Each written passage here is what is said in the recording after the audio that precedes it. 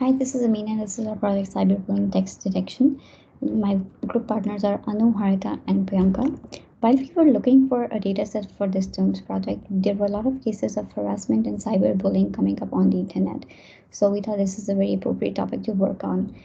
We believe that although most of these people who ever post these offensive remarks on the internet are actually doing just out of anger, and given a second chance, they can reevaluate their decision and maybe revert to something less offensive or not at all offensive, thus helping a lot of people save their self-esteem issues and mental problems. The goal of our project is to identify between bully and non-bully text efficiently. We will also look into the factors and techniques in NLP that are best suited for this particular kind of classification. We will finally judge the cost of experience at which we can differentiate between bully comments and normal comments. For our project, we took the dataset from Kaggle, which has approximately 65K rows and 3 columns: insult, data, and comment. Insult is a basically frag that tells you whether it's an insult or not. As you can see that the normal texts are pretty clean, whereas the insulting texts are full with abuses. We further clarified this by creating a word cloud, and as you can see again, there's a lot of abuses being hurled in a bully text.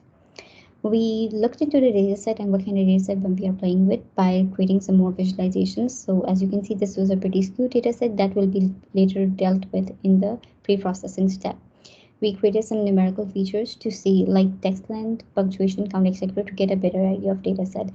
As you can see, the normal texts are usually longer, have more words, more unique words, and more punctuation as well. So this actually kind of guided us towards looking into different techniques while working with the pre-processing. For our data pre-processing part, we played with a number of techniques. So wherever we had an option of techniques, we played with multiple options like splitting sentence into words using split or tokenize. We did both and saw which one gave us better results. Similar for TF, IDF versus CV for creating backup words, and choosing a different number of n-grams, and also what to do, how to deal with stop words and punctuations. This helped us recognize and identify the techniques that were best suited for our specific model and project goal.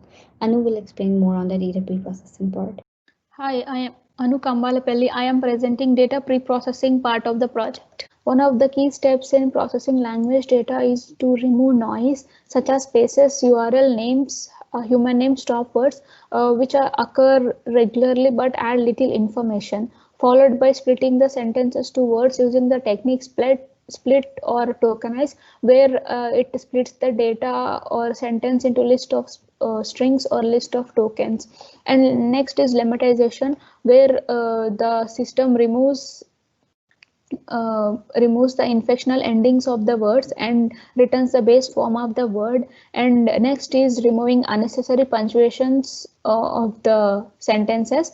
And computer cannot process text data in raw form, so we need to convert the text data into numerical vectors. This is done by using the technique bag of words, TF IDF.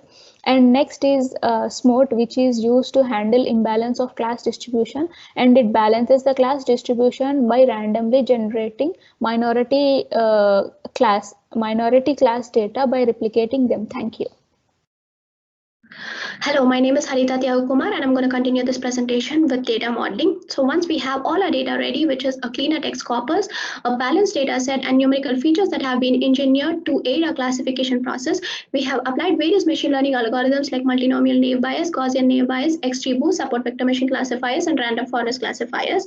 We have performed hyperparameter tuning to our top 3 machine learning models in order to generalize our model and reduce the problem of overfitting, and we have achieved maximum recall value of 79.7.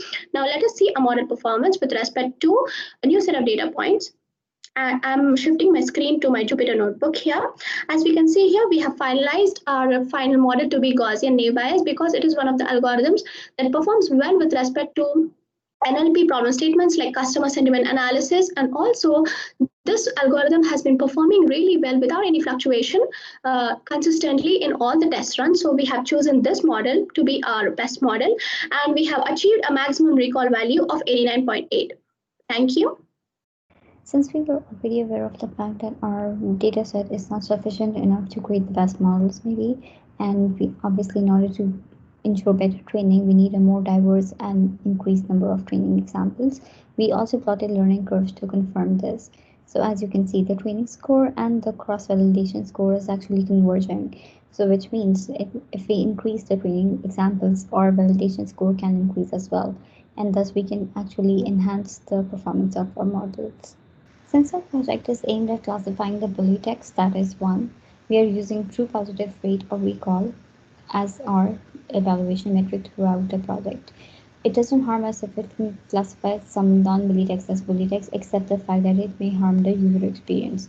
We also plotted confusion matrix to further evaluate how much of a harm it can actually cause to the user experience if we identify too many non-bully texts as bully texts.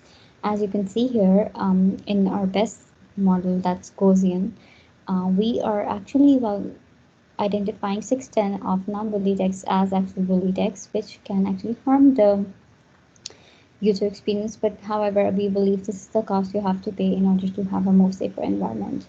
Moving onwards to our results on the unseen dataset, we can see the recall score is actually a bit higher than that on any of the validation scores, which is because of the fact that probably the unseen dataset was a bit easier in a way compared to our training and validation or slash test datasets, which caused a bit higher recall score in the unseen dataset.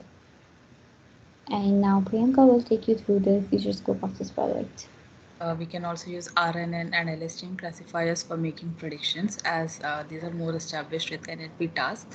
We can also make predictions by fetching live tweets from Twitter API, which helps in preventing offensive text before they are even posted on social media.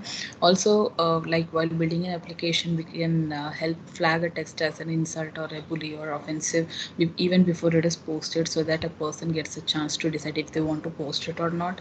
Also, we can increase our data by taking data from various networking sites like YouTube, Facebook, and Instagram, or we can even use NLP augmentation. And we can also integrate emojis as part of our classification process, which helps us in understanding the emotions behind this offensive text. Thank you.